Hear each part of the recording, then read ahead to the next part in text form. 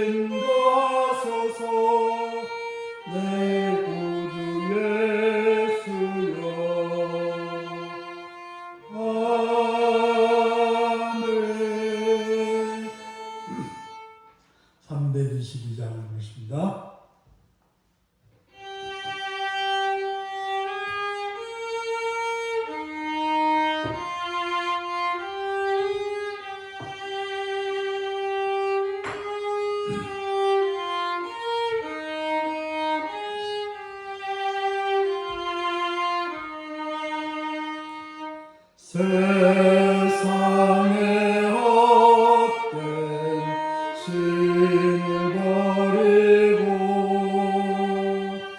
하나님 이름 높여드리세.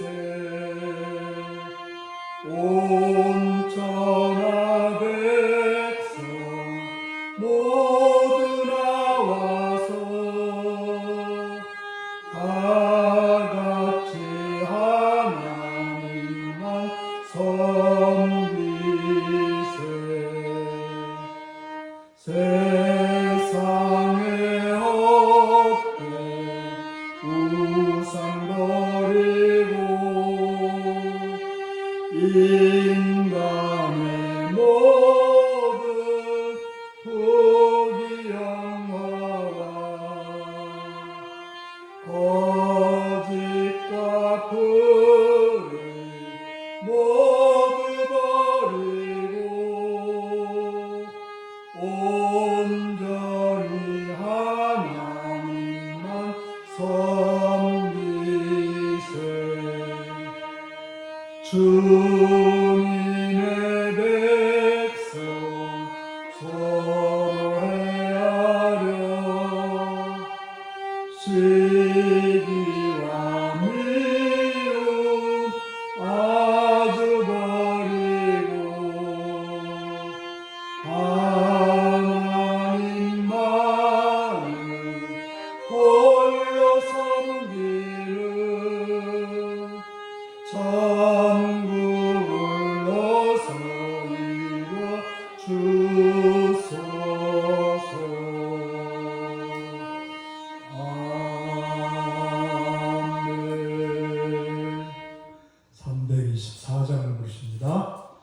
사문대 24장입니다.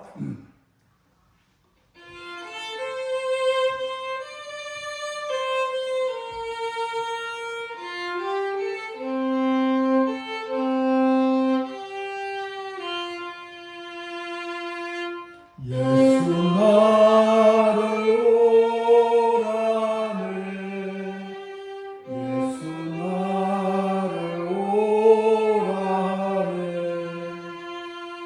어디든지 주를 따라 주와 같이 가려네 주의 인도하심 따라 주의 인도하심 따라 어디든지 주를 따라 주와 같이 가려네 겟세마네 동산까지 주와 함께 가려네 피땀 흘린 동산까지 주와 함께 가려네 주의 인도하심 따라 주의 인도하심 따라 어디든지 주를 따라 주와 같이 가려네 심판하실 자리까지 주와 함께 가려네 심판하실 자리까지 주와 함께 가려네 주의 인도하심 따라 주의 인도하심 따라 어디든지 주를 따라 주와 같이 가려네 주가 크신 은혜 내려 나를 항상 돌보시고 크신 영광 보여주며 나와 함께 가시네 주의 인도하심 따라 주의 인도하심 따라 어디든지 주를 따라 주와 같이 가려네 함께 기도하시겠습니다. 오늘 시간 자리까지 인도하신 하나님 앞에 감사하며 찬양드리며 그 옆에 여러분의 삶을 고백하시고 또 감사할 일은 감사하시기 바랍니다. 해결하게 하시기 바랍니다. 시간 또 나라와 민족을 위해서 이 땅의 평화 안정과 번영을 위해서 또 새롭게 선출된 대통령과 또 여러 국회의원들과 법관들이 바르게 행하기 위해서 행정부가 바르게 백성들을 이끌기 위해서 기도하시고 이 땅의 교회들이 벌어서 하나님 나라와 하나님 뜻을 이루는 복된 교회들을 기도하시고 북한 땅과 선교지에서 사역하시는 사역자들과 가족들과 동역자들을 위해 그 땅 위에 기도하시고 우리 인류교회가 성령으로 충만하고 말씀으로 충만하고 복음으로 충만해서 하나님 나라에 이루는 복된 교회를 기도하시고 또 모든 직분자들이 충성스럽게 죄를 잘 감당함으로 주님의 뜻을 이루고 주님의 마음을 시원케 하는 그런 복된 자들이 되기도 하시고, 이 시간 참여적으로 병든 자를 위해서, 약한 자를 위해서, 부족한 자를 위해서, 요구에 있거나 분에 있거나 다른 자를 위해서, 일태인 자를 위해서, 공부하는 자를 위해서 다 같이 주여 기도하시겠습니다. 주여! 잠시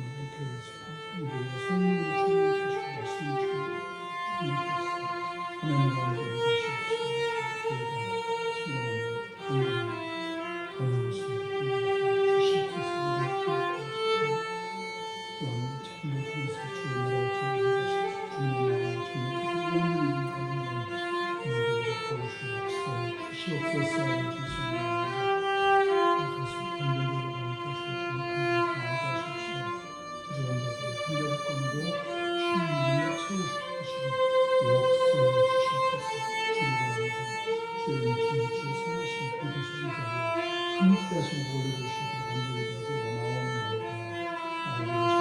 아버지 이름을 치는데 함께 하신 그 감사드립니다. 오늘 성함으로 인도하시고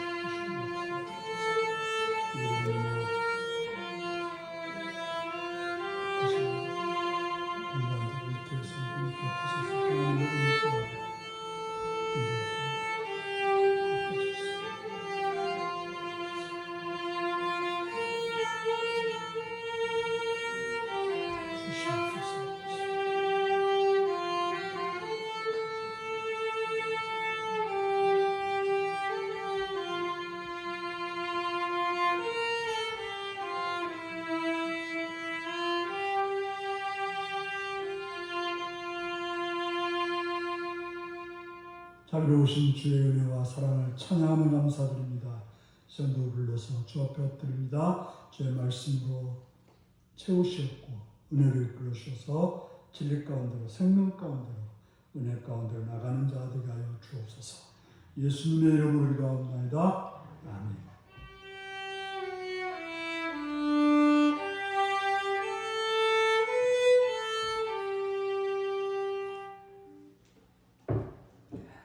이 시간 우리 주는 말씀은 요한계시록 6장 1절에서 17절까지 말씀입니다.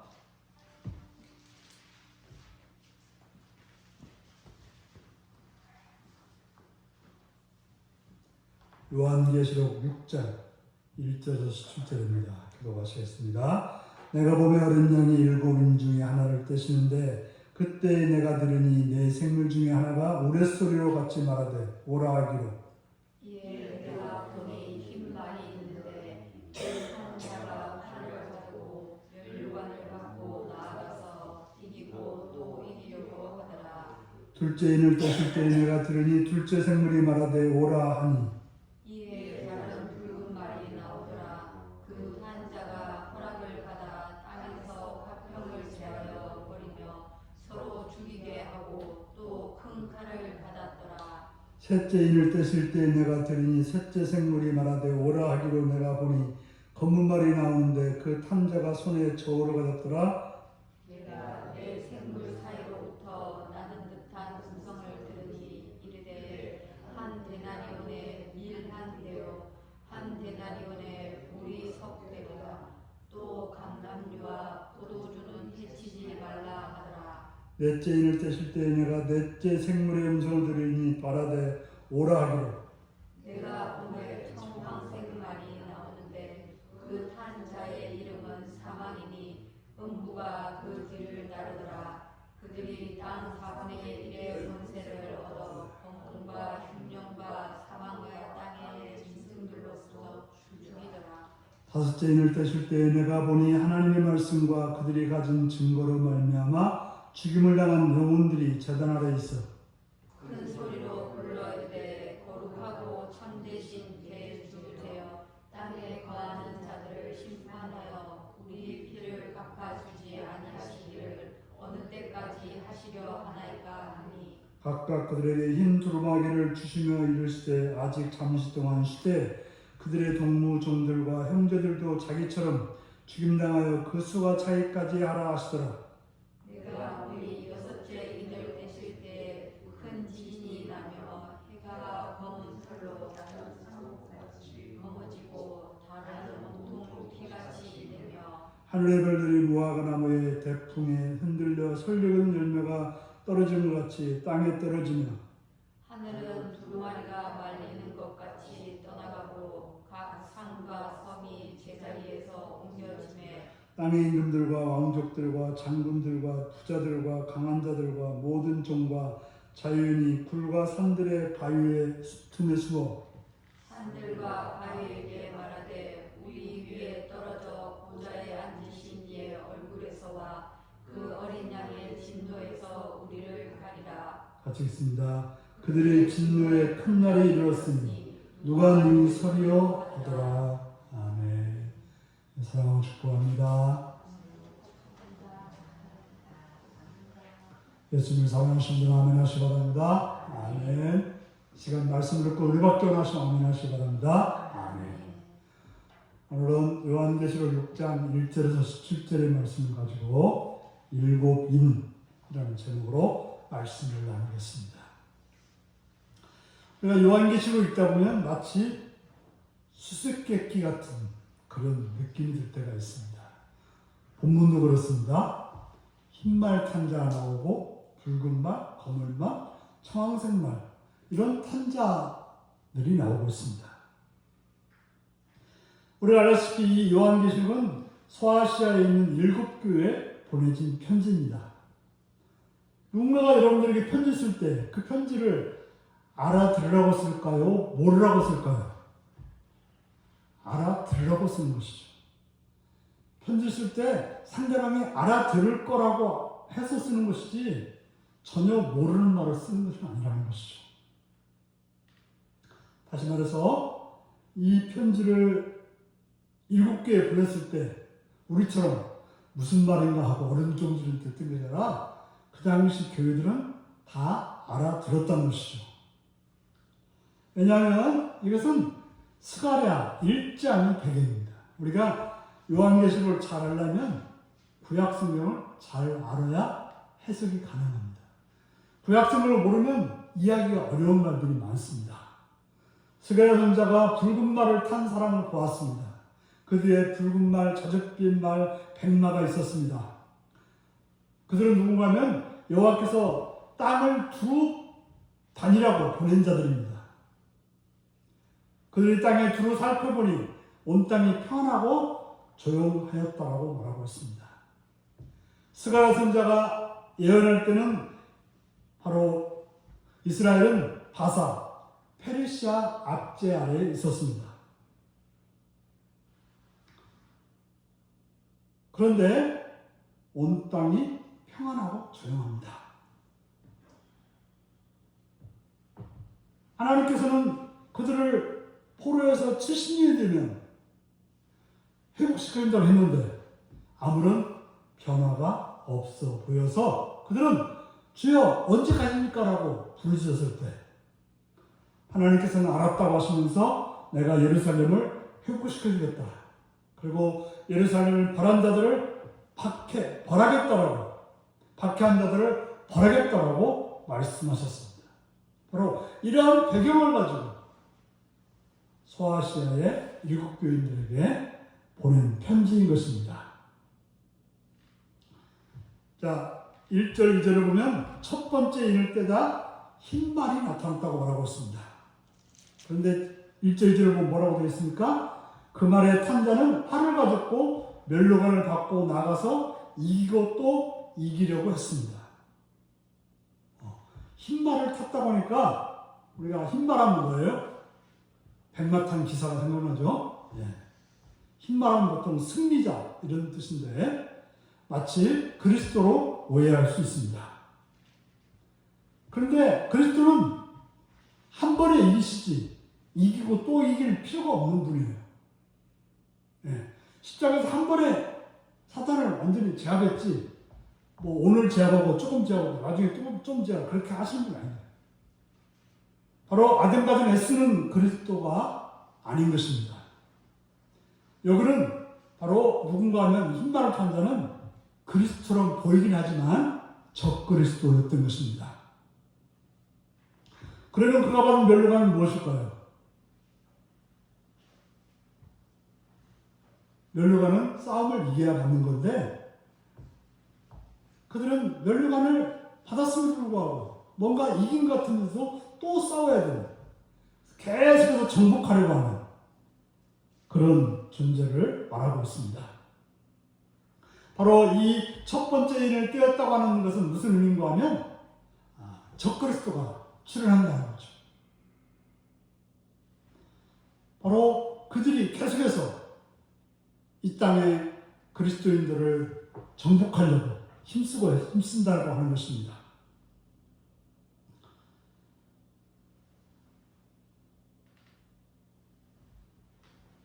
바로 세상은 계속해서 그리스도를 쫓아가는 것이 아니라 그리스도 반대편에 있습니다. 그렇기 때문에 늘 깨어 있어야 되는 것입니다. 자, 적그리스도가 뭡니까? 적그리스도라고 하는 것은 우리로 하여금 예수를 따르지 못하게 하는, 예수를 못 믿게 하는 그런 존재가 적그리스도입니다. 자, 여러분 예수를 못 믿게 하는 것이 무엇입니까? 우리가 남이라고 생각하는데 바로 자기 자신이 우리를 예수를 못 믿게 하는 그런 거예요. 보통 운동선수들이 뭐와의 싸움에서 지는 거면 자기와의 싸움에서 집니다. 저도 이제 그 목회를 해보면서 자기와 싸움에서 진 사람들은 모든 것에 실패한다 라는 느낌이 있습니다. 바로 적그리스도란 누구냐? 우리가 될 수 있는 거죠. 우리로 하여금 자꾸 게으르지려고 하고 세상을 따라가려고 하고 또 자기 욕심을 쫓아서 가려고 하고 자기를 높이려고 하는 그런 것들이 바로 적그리스도가 되는 것입니다. 자, 3절과 4절을 보면 붉은 말이 나오고 있습니다. 붉은 말. 그러면서 그들은 어떤 존재인가 하면 땅에서 화평을 제하여버리며 서로 죽이게 하고 또 큰 칼을 받았다고 말하고 있습니다.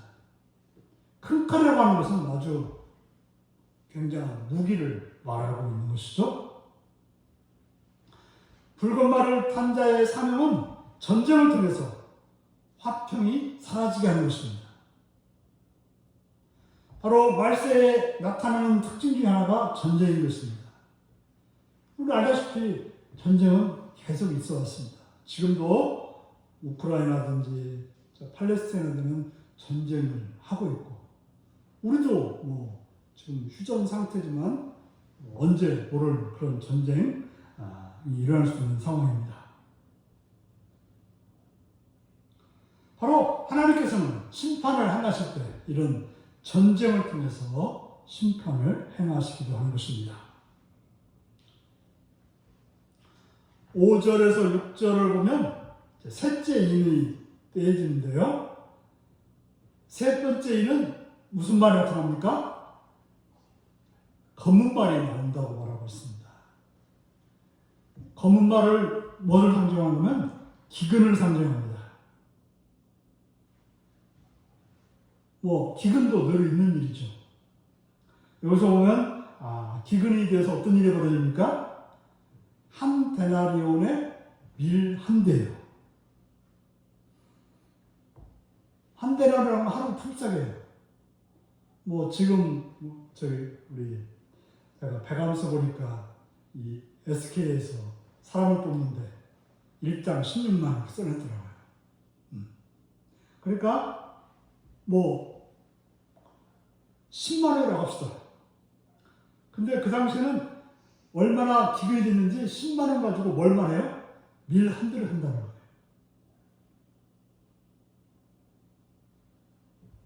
그러니까 보통 하루 밀 한 대는 하루 양식이라고 하는 것입니다. 그죠? 남자가 이래가지고 혼자 먹기도 힘든 그런 정도의 양이었다고 하는 것입니다. 그러니까 어떻게 돼요? 가족들을 먹여 살 수가 없는 거죠. 그거 가지고 나눠 먹으려니까 굉장히 힘들게 되는 것입니다. 또 여기 보니까 저울이 나오고 있습니다.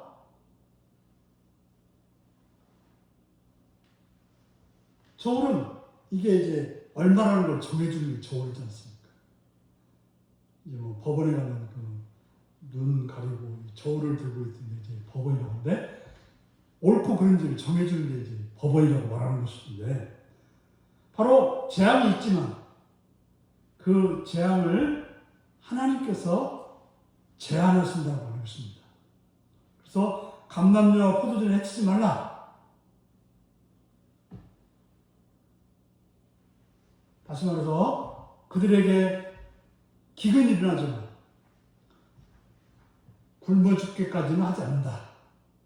바로 기회를 준다는 그런 뜻인 것입니다.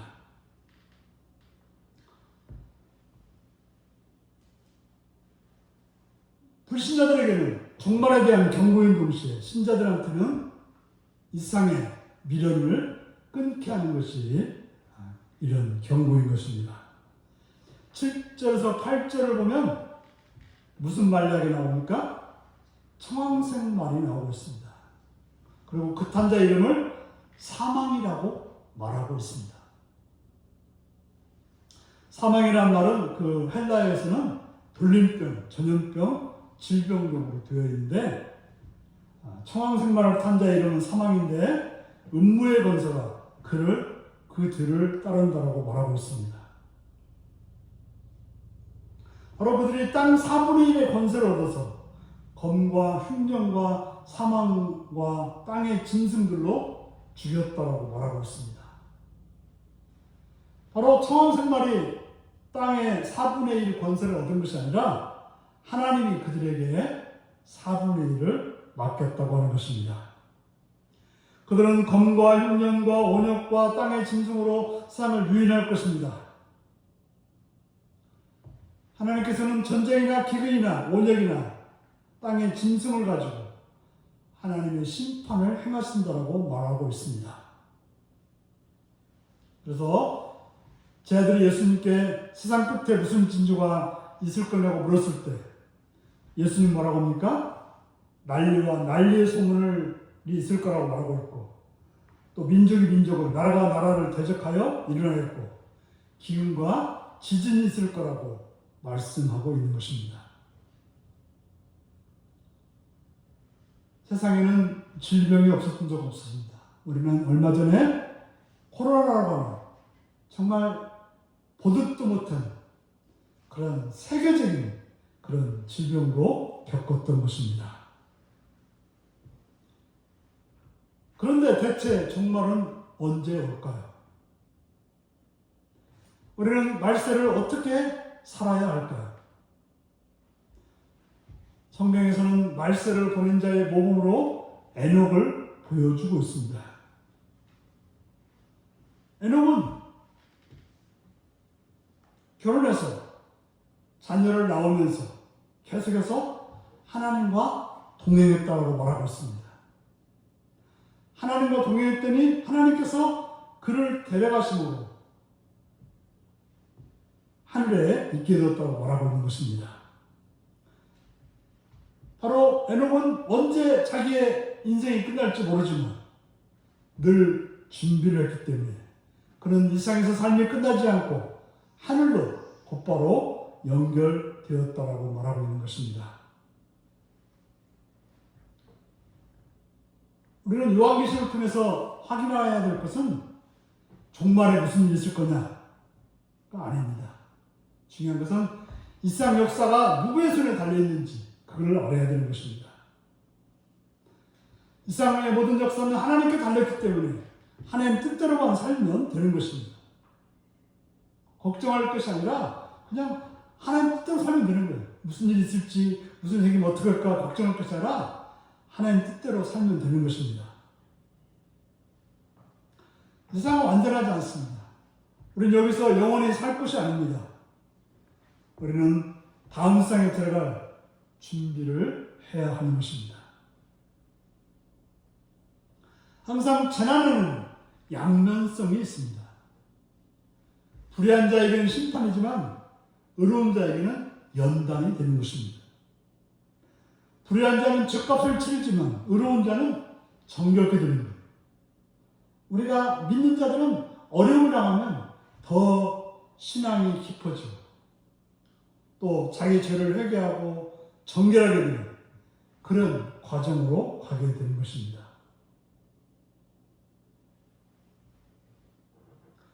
어린 양이 7인을 중에 하나를 떼는 것으로 시작해서 그때마다 세상은 재앙이 임했습니다. 무슨 말입니까?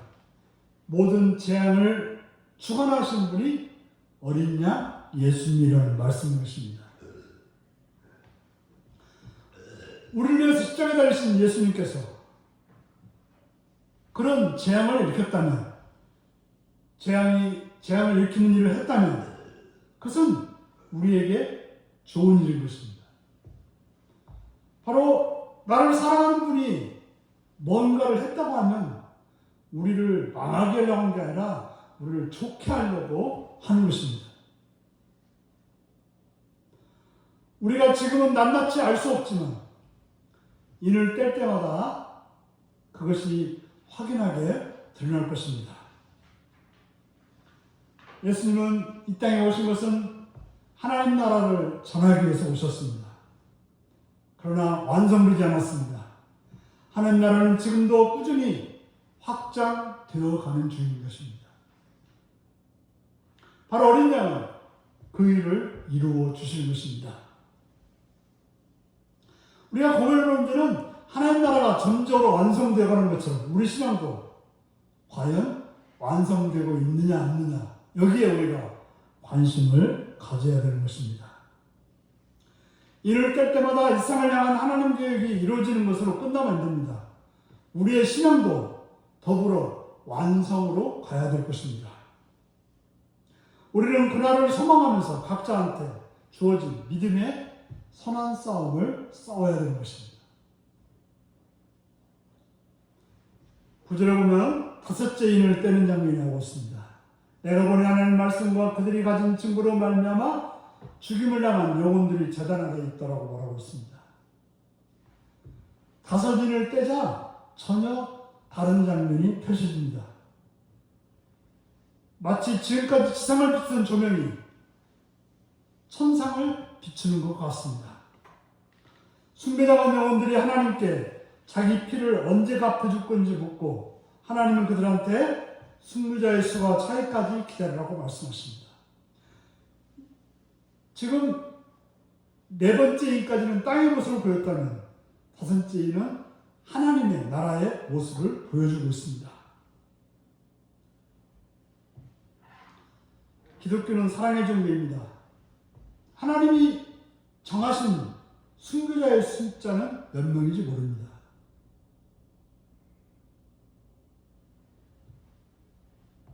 그런 순교자 숫자를 꼭 채워야 될 이유는 없습니다. 순교라고 하는 것은 굉장히 공포와 고통을 따릅니다. 우리가 코바스 같은 그런 영화를 보면 원형경기장에서 사자박이 되기 전에 그 신자들의 모습을 봅니다. 그들은 주님이 오시기를 간절히 기대했을 것입니다. 그런데 하늘에서 음성이 나기를 아니다. 나는 지금 가지 않는다. 너희가 다 죽는 것은 물론이고 너희를 위해서 추가로 내가 생각할 만큼 더 죽어야 내려갈 거다. 그런 말을 듣는다면 예수를 믿고 싶을까요? 하나님 말씀과 그들이 가진 증거로 말미암아 죽임당한 영혼들이 제단 아래 있습니다. 그들은 뭘 간구하고 있습니까? 하나님, 우리들이 순교의 피를 흘렸는데 언제 갚아주냐고 묻고 있습니다. 갚아주는 건 기정사실인데 그것을 언제냐고 묻고 있는 것입니다.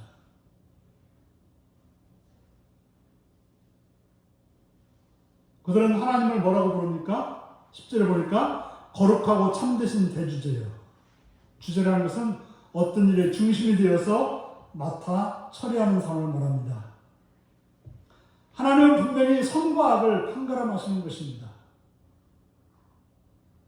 자기들의 개인의 원한을 하소연하는 것이 아니라 무슨 말입니까? 하나님의 정의가 언제 실현되는지를 묻고 있는 것입니다. 11절에 보니까 그들이 흰 두루마기를 주시며 이르되 아직 잠시 동안 쉬되 그들의 동무종들과 형제들도 자기처럼 죽임당하여 그 수가 차이까지 하라 하시더라. 기독교에서 가장 최고의 신앙은 순교를 말하고 있습니다. 그래서 순교를 당한 자만이 아니라 그 집안까지도 순교자 집안이라고 지켜 세웁니다. 그렇다고 해서 순교가 특별한 사람한테만 요구되는 신앙 덕목은 아닌 것입니다.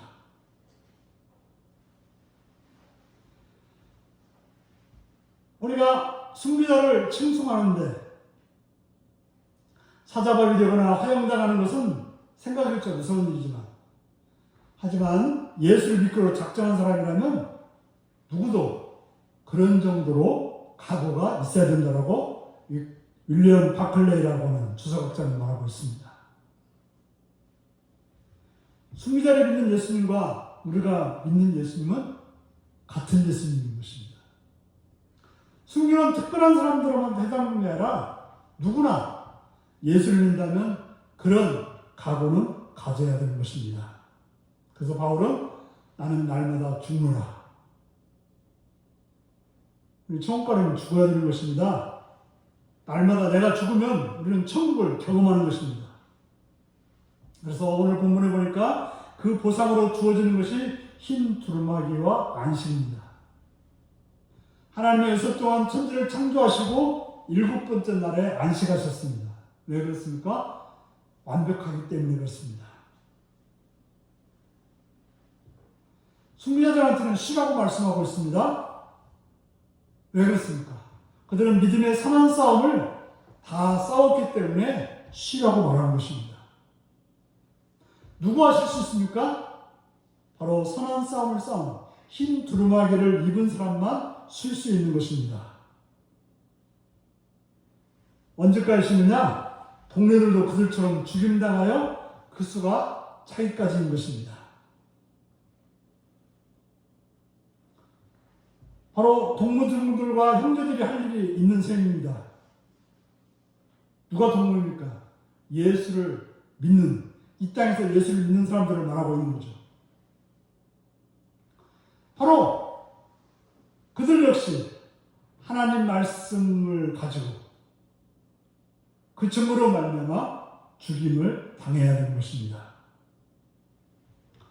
어찌 보면 우리가 믿음으로 그 순교의 반열에 오게 될 때 아마도 하나님 나라가 빨리 올지도 모르는 것입니다. 그래서 7장에 보면 인침받은 자가 14만 4천 명이 나오는데 드디어 숫자가 찼다는 거죠. 그래서 전도관이나 이런 데서는 자기들 교회에 오면 14만 4천 명이 들어갈 수 있으니까 자기들 교회로 오라고 말하고 있죠. 그 숫자가 그런 숫자가 아닌 걸 우리가 알고 있습니다. 하나의 대표적인 숫자인 거죠. 바로 그 12지파가 12,000명이면 14만 4천명이거든요. 그런데 심판이 무엇입니까? 그들의 눈에서 모든 눈물을 씻어주는 것이 바로 세상에 대한 심판입니다. 개인의 언행에 대한 보복이 아니라 하나님의 공의가 실현되고 그들이 기도했던 언제까지라고 물었던 그 기도가 응답되는 것, 하나님의 공의가 실현되는 것입니다. 그래서 계시록 7장 17절에 이는 보좌 가운데 계신 어린 양이 그들의 목자가 되사 생명수샘으로 인도하시고 하나님께서 그들의 눈에서 모든 눈물을 씻어주실 것이라고 말하고 있습니다. 바로 주님을 따라서 죽기까지 순종한 자들에게 그들이 흘렸던 눈물을 씻어주신다고 말하고 있는 것입니다.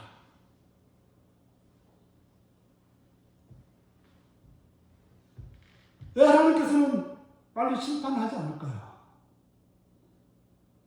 바로 하나님의 그 뜻을 따르는 자들이 더 오기를 기다리고 있는 것입니다.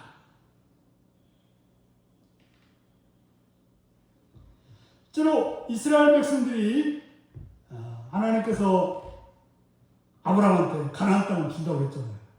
근데 가나안 땅을 바로 준 것이 아니라 언제 줬습니까?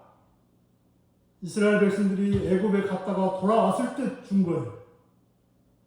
그 이유를 뭐라고 한다면 아직도 아모리 족속의 죄악이 가득 차지 않았기 때문이라고 말하고 있습니다. 그래서 아모리 족속의 죄악이 가득 차면 이스라엘이 아모리 족속을 벌하고 대신 그 땅을 차지하게 될 거라고 하는 것입니다. 하나님의 세상을 심판하시되 의롭게 심판하시는 것이죠. 순교자의 수가 다 찰 때까지 기다린다는 얘기는 이 세상의 악이 충분히 무르익을 때까지 기다린다는 뜻도 되는 것입니다. 하나님이 정하신 수준만큼 악이 차야 하는 것입니다. 우리가 그런 생각을 하고 있습니다. 우리가 사는 세상은 악이 점점 더 채워지는 세상입니다. 예수 믿는 것이 어려울 수밖에 없습니다. 우리는 본문의 순교자들을 생각해 봐야 됩니다. 그들은 하나님 말씀과 그들이 가진 증거로 말미암아 죽임을 당한 사람들입니다. 억울한 거죠. 이 세상에서 애매하게 고난받았습니다. 그래서 그들은 보상받기를 흰 두루마기를 받았던 것입니다. 우리가 예수를 믿어서 고난받는 것은 억울합니다. 그것은 세상 기준으로 억울한 것입니다.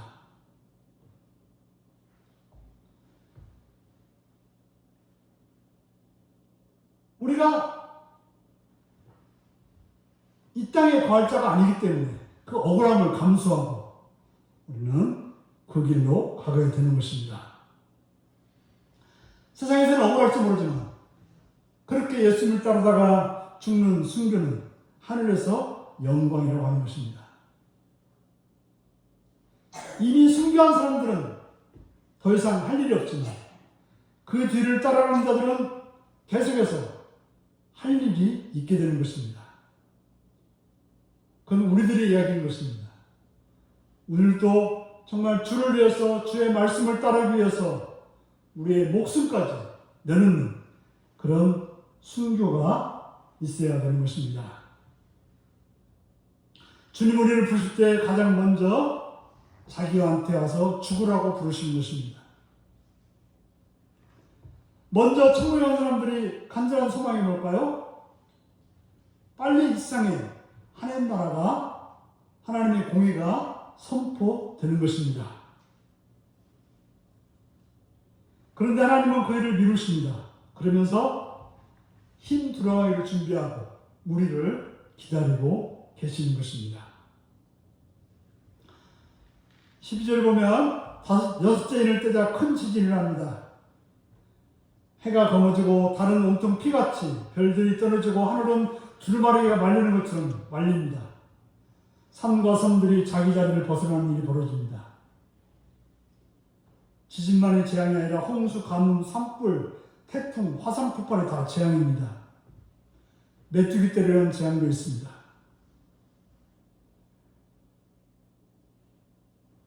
지진이라고 하는 것은 우리가 밟고 있는 땅이 흔들리는, 우리가 살아가는 기초가 무너지는 것입니다.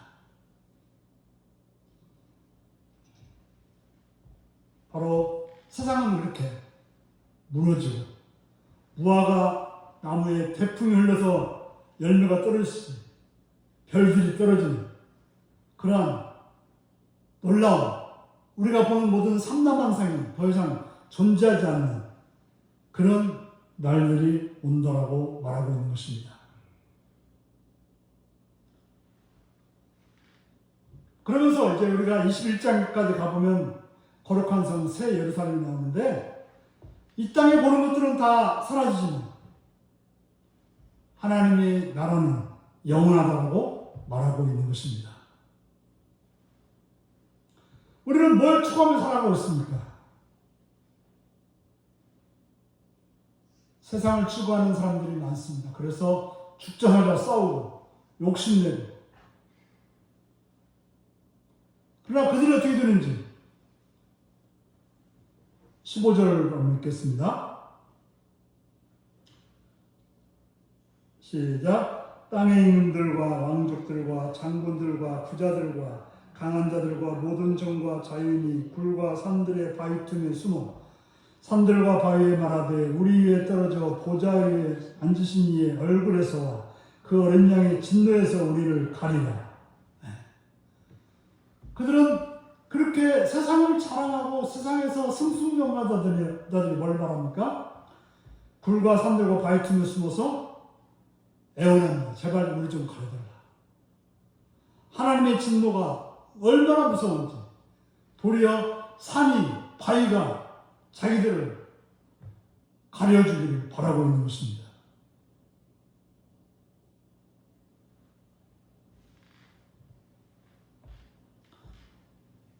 지금 여기 나온 사람들은 세상에서 잘 나간다는 사람들이죠.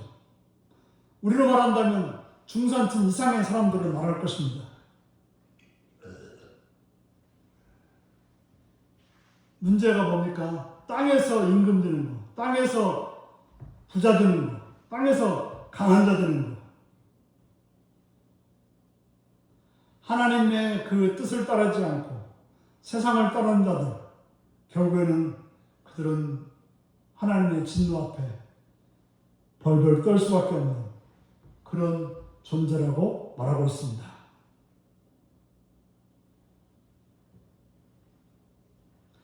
왜 우리는 왜 배웁니까? 왜 돈을 가집니까? 왜 높은 지에 올라갑니까? 무엇 때문입니까? 그것을 이 땅의 것만 가지고 살렸다 보면 결국에는 17절에 말한 대로 그들의 진노의 큰 날이 이르렀으니 누가 능히 서리요. 하나님의 진노 앞에 설 수 없다면 그들은 헛수고가 되는 것입니다. 그러므로 우리는 예수를 믿음으로 의롭다함을 얻어서 하나님의 진노가 아니라 하나님의 사랑을 받는, 바로 7장에 나오는 인침받은 자 13만 4천 명에 들어갈 수 있는 그런 여러분들이 될 수 있기 바랍니다. 세상에 속한 자들은 심판받지만 그러나 예수를 믿는 자들은 해당 사항이 없으니까 염려하지 말라고 말하고 있습니다. 우리의 이름은 분명 여러분들이 예수를 믿고 예수를 따른다면, 예수 안에 있다면, 예수 안에 죽을 줄 있다면 분명히 하나님이 정한 14만 4천 명에 들어갈 것입니다. 주의 보혈이 우리를 돕고 있으며 어떤 심판에 의해서 우리가 멸망당하지 않게 되는 것입니다. 우리가 예수를 믿는다면 우리를 인하여 영원히 준비하게 된 사람이 있어야 되는 것입니다. 우리는 복음을 전해서 우리뿐만 아니라 다른 사람들이 하나님께서 그 준비한 자리에 들어갈 수 있도록 전도하는 일도 힘써야 될 것입니다. 건강에 살아있다는 것, 우리에게 물질이 있다는 것, 다 이러한 일들을 위해서 우리를 부르셨다는 것을 기억하시고 살아가시는 복된 여러분들이 되시기를 바랍니다. 기도하시겠습니다. 사랑하는 성도 여러분, 여러분들에게 은혜를 주시고 건강 주시고 모든 걸 주신 이유가 뭡니까? 바로 주님의 보혈로 덮임받아서 그 뜻을 따르며 또 다른 사람들이 그러한 자리로 이끄는 그러한 사명임을 기억하시고 다 같이 기도하시겠습니다.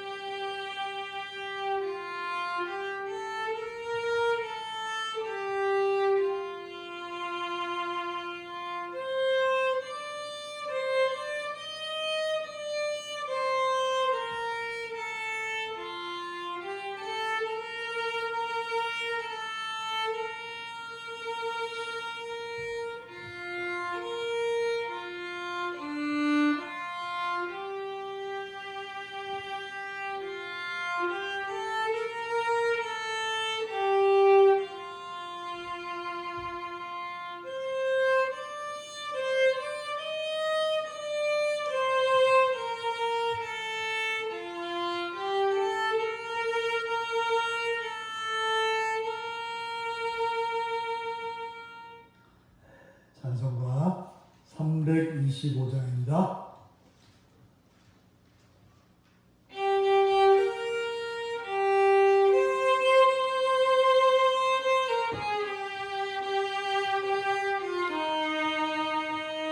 예수가 함께 계시니 시험이 오나 겁없네. 기쁨의 근원 되시는 예수를 위해 삽시다. 날마다 주를 섬기며 언제나 주를 기리고 그 사랑 안에 살면서 딴 길로 가지 맙시다. 이 세상 사는 동안에 주 이름 전파하면서 무한한 복락 주시는 예수를 위해 삽시다.